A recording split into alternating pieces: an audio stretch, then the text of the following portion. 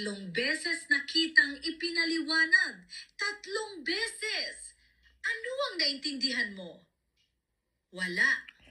Pero na-practice talaga ko.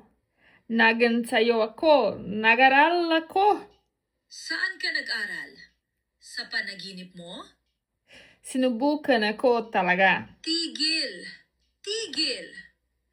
Kahit ang 3 taong gulang kong kapitbahay ay mas mahusay magsalita kaysa sayo. Kumakain pa nga siya ng maliliit na bato. Pasensya na. Tingnan mo ako sa mata at sabihin mo ulit sa Tagalog. Sige, maghihintay ako. Buong araw akong may oras. Sa tingin ko, Wala ka nang iniisip. Gusto mo magsalita ng Tagalog? Sige, ulitin mo pagkatapos ko. Titigil na akong magtiis ng kalokohan.